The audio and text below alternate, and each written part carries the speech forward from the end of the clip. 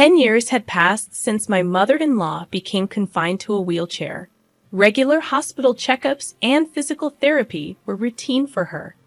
On this particular day, she was undergoing tests, and I found myself waiting in the hospital's waiting room before her therapy session. In the midst of my thoughts, a doctor suddenly pulled on my arm, a deep concern etched on his face. "I'm going to speak with her primary doctor about this," he announced. Gently releasing my arm, I observed that the doctor in front of me was a man, whereas my mother-in-law's primary doctor was a woman.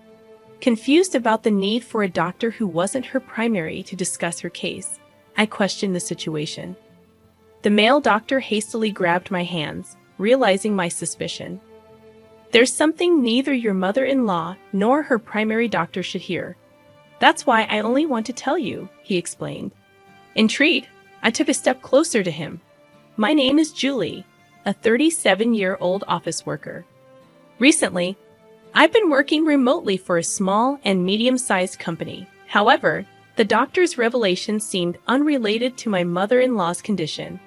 He continued, "When I was a child, my mother left home, and I was raised by my father in a single-parent family. Despite my father's warnings about my mother being a spendthrift, I never felt lonely due to the love he showered on me. I eventually went to college and found a job, leading an independent life. 14 years ago, I married Mike. His mother warmly welcomed me into their family, treating me like her own daughter.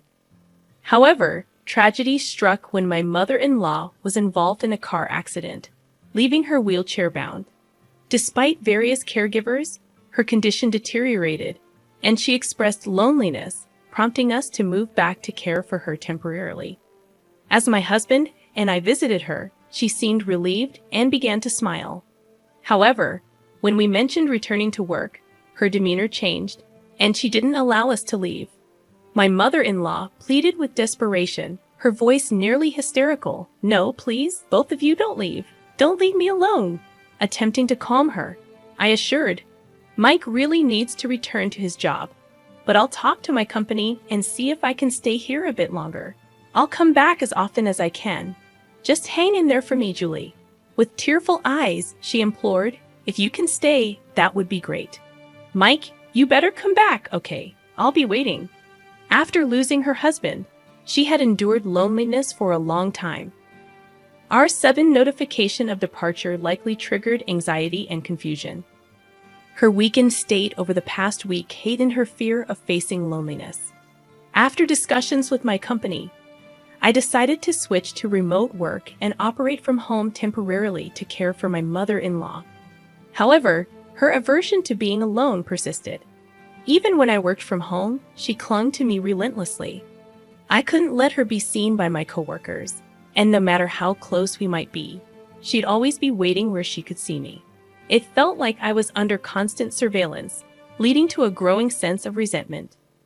Meanwhile, Mike would come home on weekends and take days off during the week to assist with her care. Despite ongoing physical therapy, her condition showed no improvement, preventing my return to the office. Our personal lives became dominated by her care, leaving no time for just the two of us. The 10th year of this lifestyle marked her 65th birthday, and with each passing year, her dependency on us grew. My husband, unable to bear the situation, reduced his visits year by year. Even if I stepped out for a few minutes, my mother-in-law would panic, insisting I take her with me. Calming her down took ages, and I couldn't go back to our own home. Yet, I couldn't abandon the woman who had welcomed me without judgment or prejudice from a single-parent household. Then, a pivotal moment arrived. During a routine checkup, I accompanied my mother-in-law to the hospital as always. Dr. Mia, a woman in her 30s, had been her trusted doctor for a decade. When my mother-in-law went into the examination room, a young male doctor named Ryan approached me. Startled, he said, "Excuse me, you're Sally's daughter, right?" Sally was my mother-in-law's first name.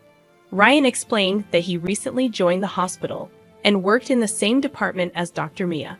Intrigued, I replied, "Yes, I'm her daughter-in-law. What's going on?"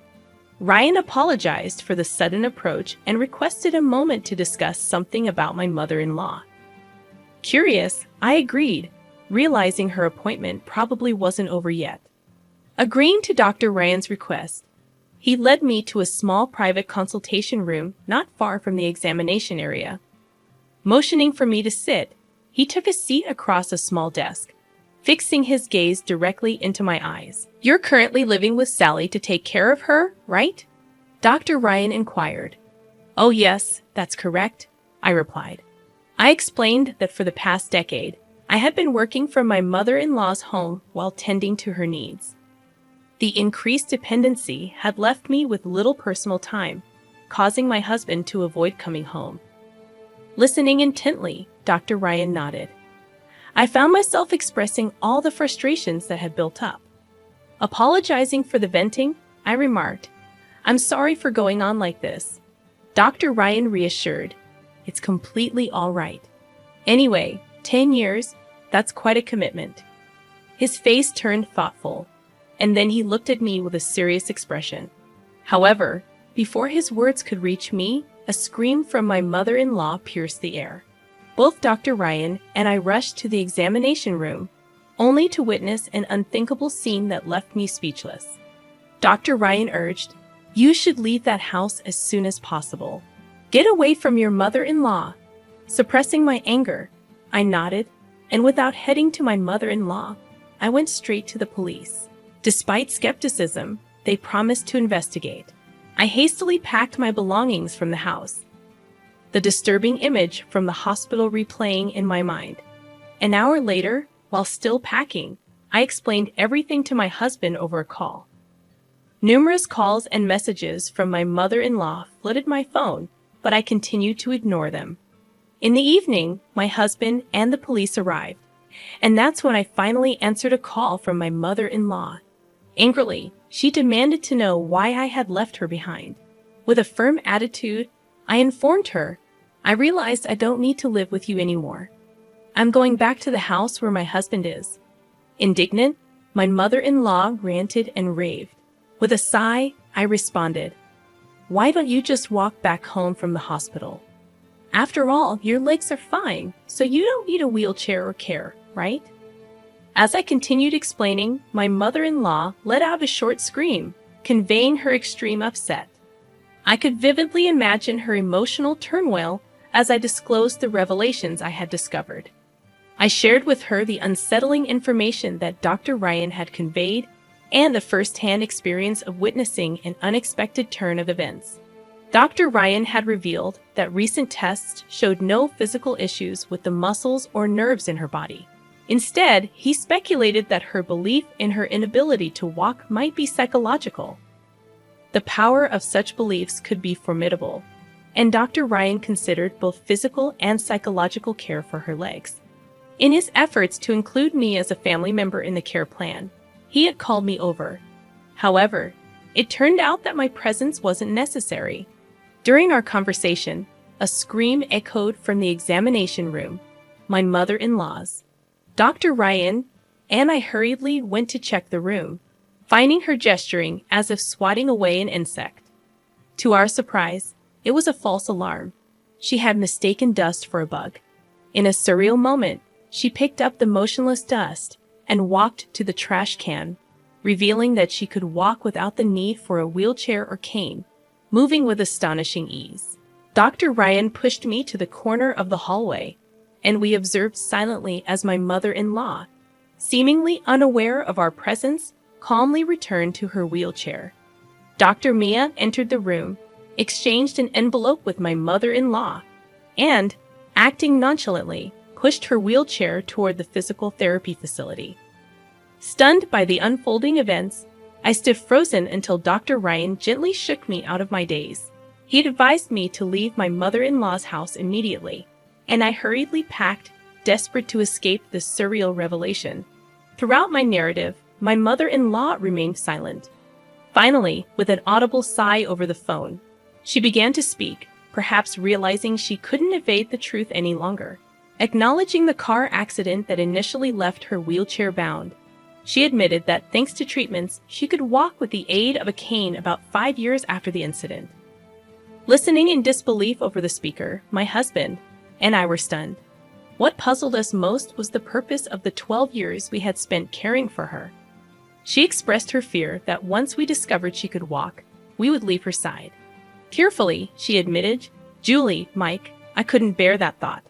I feared losing you both, and that's why I kept up the pretense. I truly love you like my own daughter." My mother-in-law had often expressed her loneliness after Mike moved out and my husband passed away. Despite her repeated pleas, our hearts remained unmoved. While we understood her feelings, we believed the way she went about it was wrong. Apologizing, we explained, "We can't be by your side any longer. Sorry, Mom, Mike, but the way you went about it was wrong." I continued, expressing my own sentiments. "I've been taking care of you for the past 10 years while working. My colleagues have experienced promotions, marriages, and childbirth. Because of your care, I couldn't have a child of my own. I had almost given up on having kids, but now I feel like the past 10 years are in vain. Why did you deceive us to the point of having us care for you? We would have visited you during our time off. Why did it have to be this way?" Though I didn't mean to blame her, tears welled up as the words poured out. With my husband supporting me, I conveyed that I no longer intended to care for her. We decided to leave her house that day and cut off all contact. Despite her protests and hysteria, we hung up, contacting the police, who assured us they would begin an investigation. 2 months later, while at a hospital with my husband, Dr. Mia, my mother-in-law's supposed doctor, rushed over to us.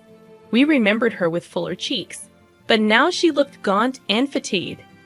Curious about her presence, we reluctantly listened as she approached with a desperate look. Dr. Mia revealed that she knew all along that my mother-in-law's leg was healed. She had accepted money to provide a false disability diagnosis. The money was in the envelope she received from my mother-in-law that day. Due to a recent complaint by Dr. Ryan, the hospital discovered her forgery and fired her immediately. Furthermore, she faced potential arrest for fabricating medical records, and her medical license was likely to be revoked. Incredibly, Dr. Mia insisted that the money wasn't an appreciation gift from my mother-in-law, but hush money for my husband and me. She alleged that we plotted to scam disability pension by making my mother-in-law disabled. However, there was no evidence to support these claims. It was shocking to realize that Dr. Mia, facing legal trouble, had shifted the blame onto us. In disbelief, I responded, "What are you talking about? We haven't done anything like that." Dr. Mia persisted, claiming it was the truth. "I'm going to tell the police everything," Dr. Mia shouted, her eyes red with rage, making us turn pale. While her claims lacked evidence, proving our innocence would be challenging, and the mere thought terrified us. My husband and I were on the verge of tears when a woman approached us, standing between Dr. Mia and us, shielding us from her wrath. Aren't you the head doctor here? I urgently need to talk to you," she said. Upon seeing the woman, Dr. Mia turned deathly pale, quickly putting on a forced smile and approaching her with flattery. The woman glaring at Dr. Mia was the head doctor of the hospital, and she was Ivana, my mother. Yes, my mother, from whom I was separated as a child due to her divorce, was now a doctor and held a prominent position in a major university hospital. She was one of the people advocating for revoking Dr. Mia's medical license upon learning about her misdeeds. "Oh, you're related. In that case, could you please just hear me out?" Dr. Mia begged, trying to invoke my mother's sympathy. However, my mother shook her head, stating, "Don't mess with me.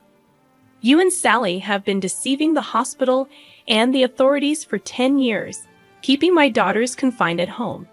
Sally kept them at home because she was afraid to be alone. You, on the other hand, funded your debts from your nightlife with Sally's disability benefits. You frauds need to face appropriate punishment and make amends." Dr. Mia's plea was abruptly dismissed, and realizing there was nothing she could do, she slumped to the ground in despair.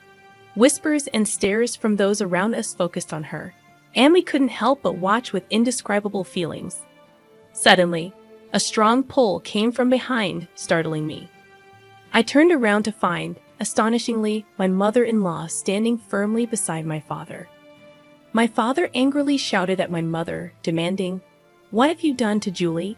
I was taken aback, wondering why my father was there and why with my mother-in-law. When I heard that Sally was looking for Julie, I wanted to help.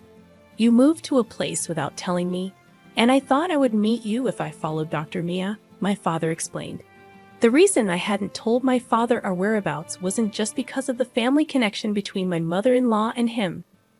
Since my mother-in-law's car accident, I had asked my father to look after her when I was out for work.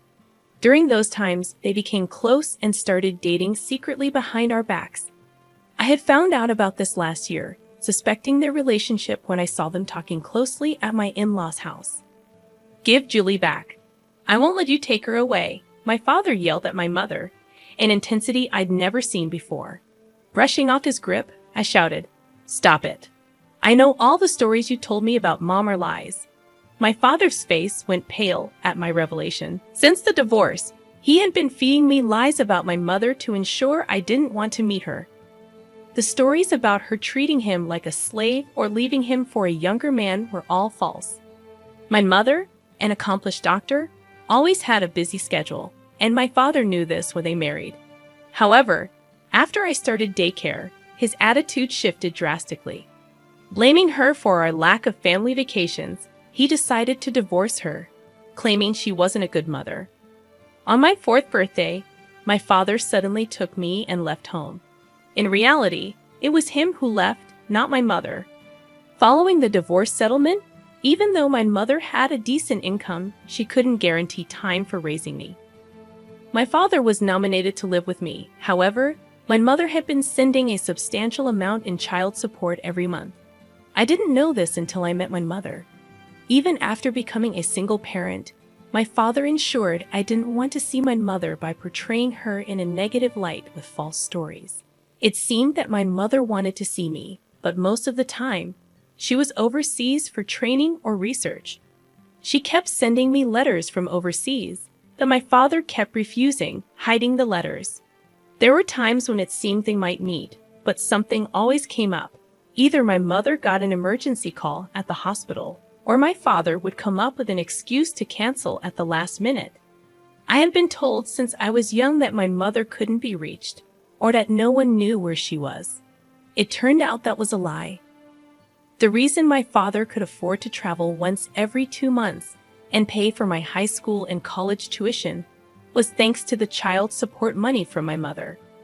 Our comfortable life was all thanks to her. So the story of my father working late nights was also a sham to make it seem like he was struggling with parenting. He'd work a regular 9-to-5 job, then spend nights somewhere, coming home only in the early morning. When my father yelled, "Where's your proof?" my mother calmly showed him a mobile bank app, saying, "This is how much I've transferred to you over the years for Julie, and your company unusually has strict policies against second jobs, so it was impossible. I can confirm with them if you'd like." My father crumbled, and my mother-in-law tried to comfort him. Seeing my father like this made me realize that I had been lied to my entire life. While the truth was shocking, I felt more anger than anything else. I said coldly, "Thanks for everything, Dad, but it's time to say goodbye." Saying that, my father clung to me, and my mother-in-law said, "Julie, your dad did everything he thought was best for you." No, he did it for himself. He lied about struggling as a single parent, using the money from my mom. And you lied to my husband and me, trying to bind us to your home. Both of you are a perfect match for your lies. Please stay away from us. With no excuses left, my father and my mother-in-law were speechless. Ignoring their stunned faces, we left the hospital with my mother. Later, Dr. Mia was arrested and lost her medical license. She had forged medical documents multiple times and was sentenced to imprisonment. Additionally, the hospital she worked for is suing her for defamation. My mother-in-law had bribed a doctor for a fake diagnosis, leading to her having to pay back all the pension money she received with interest. She's also facing fraud charges, as informed by the police. Mike says he's cut ties with her, so he's not bothered about her future. I'm trying not to care either. As for me, I realized I had been somewhat dependent on my mother-in-law. Feeling betrayed sent me into a mental spiral, so I've been seeing a therapist at the hospital where my mother works. Regarding my reunion with my mother, when I was getting a referral at my previous hospital, the doctor's name I was referred to was the same as my mother's. To my surprise, it was actually her. My mother was skeptical when she saw a patient named me, but during the consultation, she realized it was me. Our reunion can only be described as miraculous. I can't be treated by my mother due to hospital rules, but she supports me from behind the scenes. I've been back to my job at the office while still attending therapy. When visiting Dr. Ryan, who informed me of the truth about my mother-in-law, I heard that he and my husband were old high school buddies. We now often hang out with Ryan visiting our place, and everything feels like old times. It may be hard for me to forget how I was tied up by my mother-in-law and my father. But my husband, my mother, and Dr. Ryan always encourage me to take things easy and do what I want. Thanks to that, I'm planning trips with my friends or going to cafes by myself.